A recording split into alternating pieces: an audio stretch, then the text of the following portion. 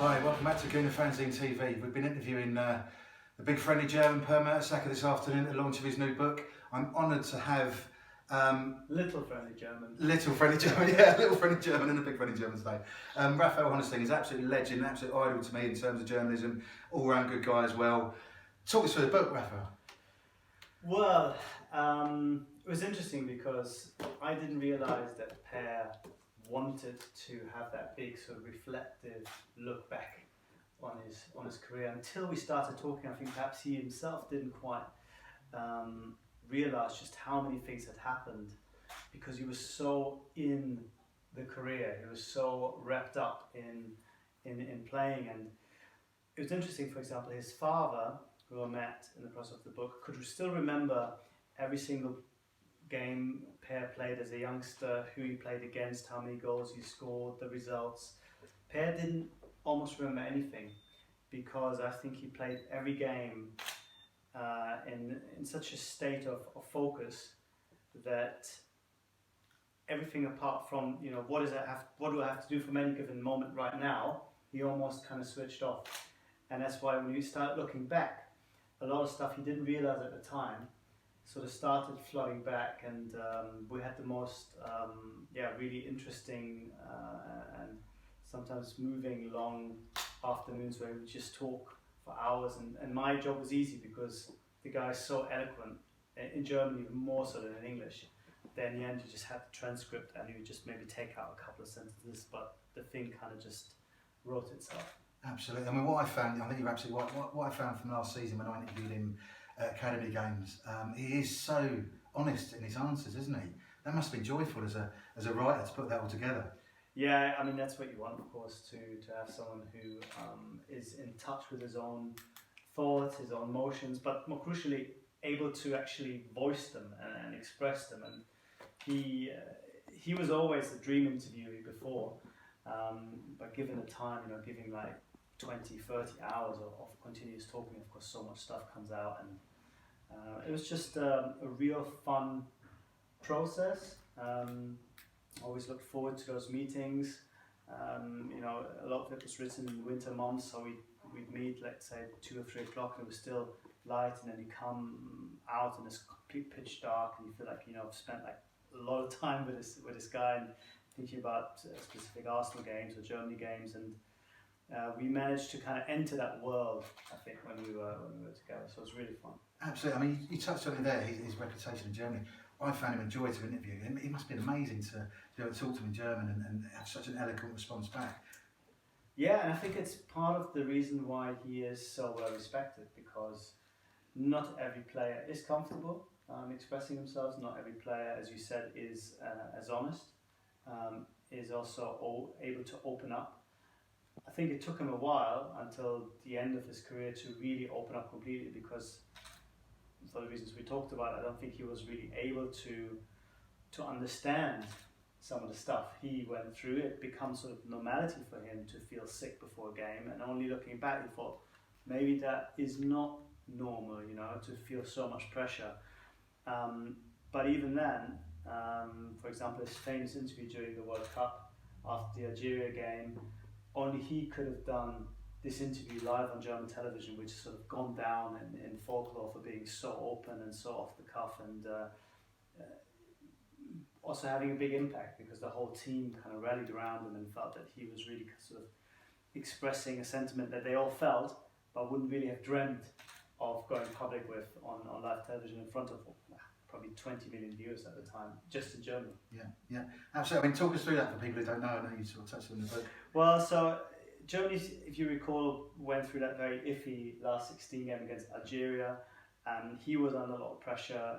Manuel Neuer came out flying half a dozen times, had to rescue Germany. Germany then in the end sort of started playing more football, and as the Algerians tired, eventually sort of their superior technical qualities came to the fore, and they won an extra time. But a lot of people watching it were very concerned, thinking, you know, Germany playing like that cannot win the World Cup. This is all terrible. This all bodes really badly for what would be next, which was the French in the quarters.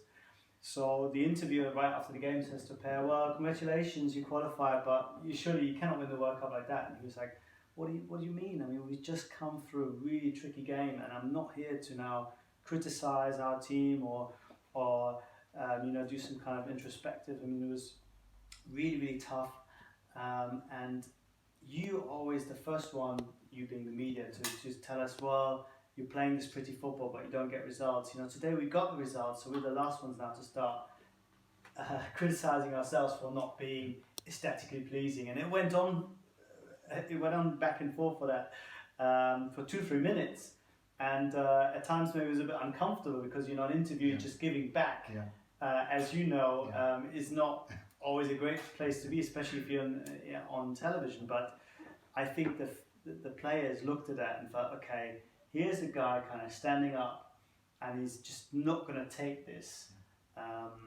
this overblown criticism, and they all kind of started laughing when they saw it back, and really appreciated it. And that was almost a turning point in the German campaign.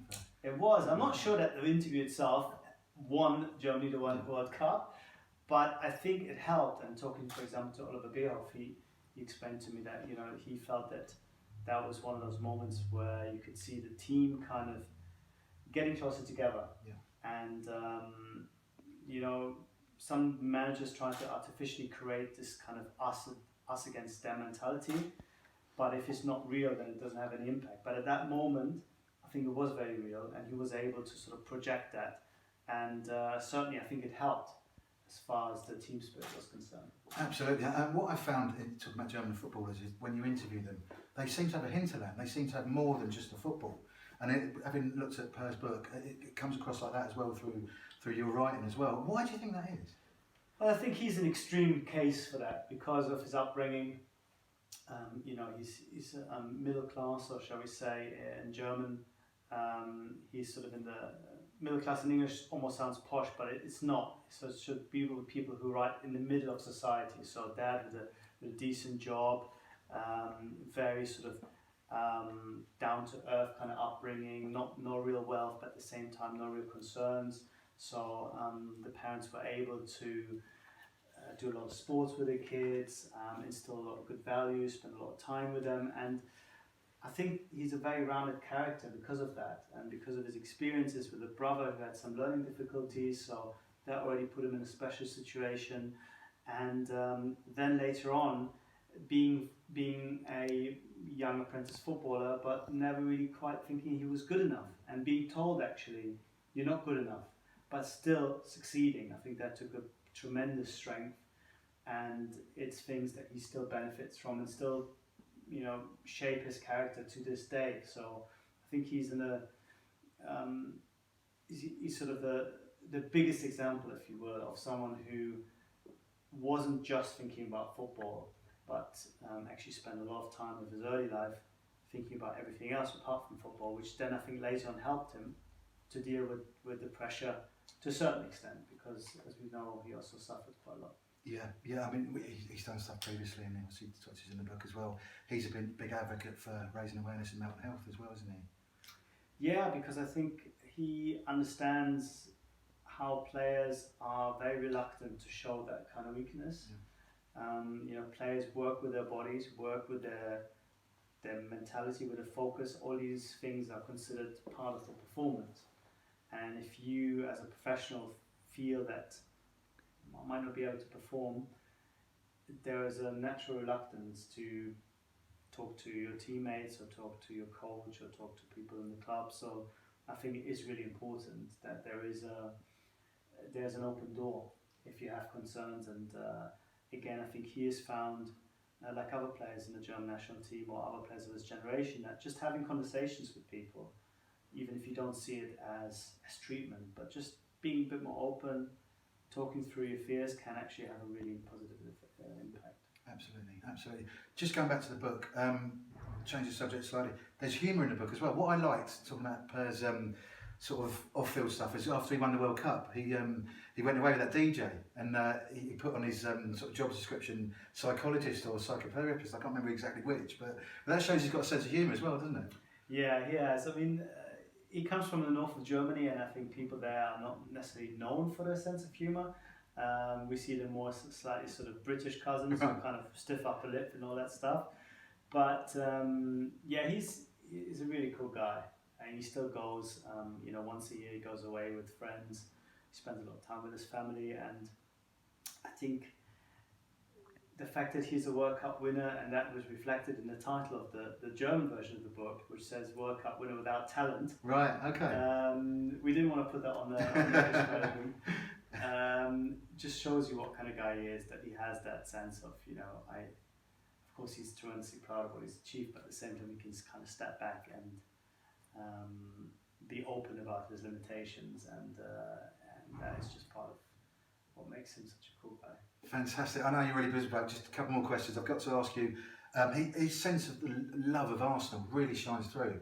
He loves being an Arsenal man, doesn't he? He does, because first of all, it goes back way before he started playing. I think he was only in his early teens when he picked out an Arsenal shirt and decided from one day to the next that was it, having already been slightly indoctrinated by his aunt from Plymouth to be an Arsenal fan. But I think sort of as a teenager he made a decision, this is going to be my non-German team, and he took it very seriously along with his brother who picked Man United.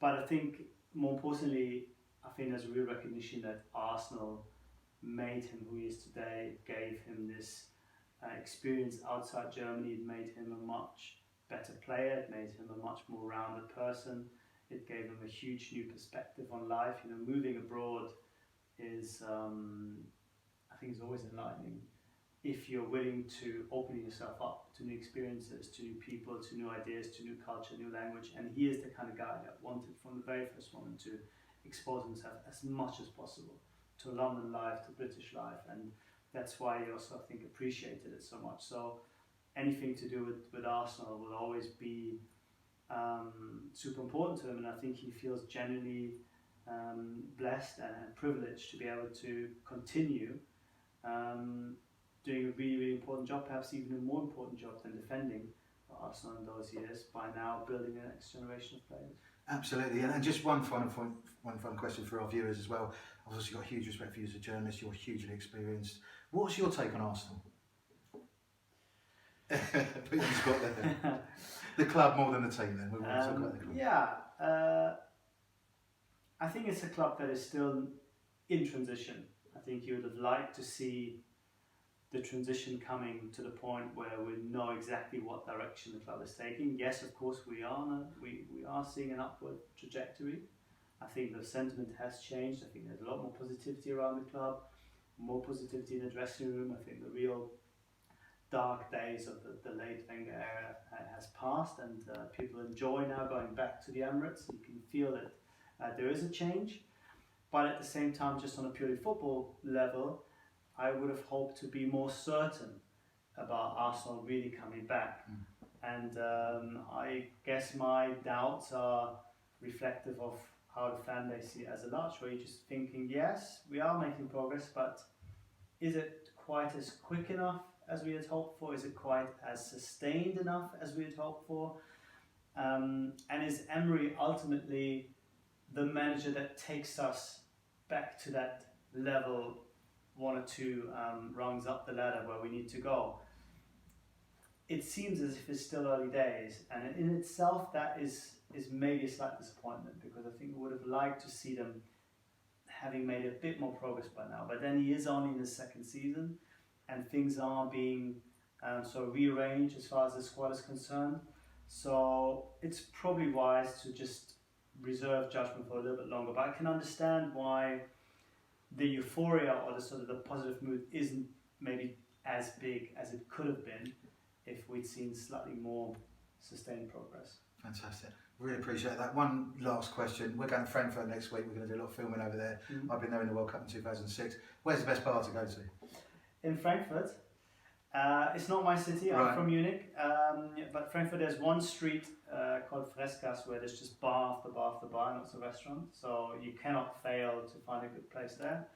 And there's a couple of cool hotel bars, for example, one in Rumors that I can recommend. They have parties at night and decent food, so if you've got time, or blow all the expense budget, that's where you need to go. I like the sound of parties at night, so fantastic. Thank you so much for your time. Pleasure. Cheers.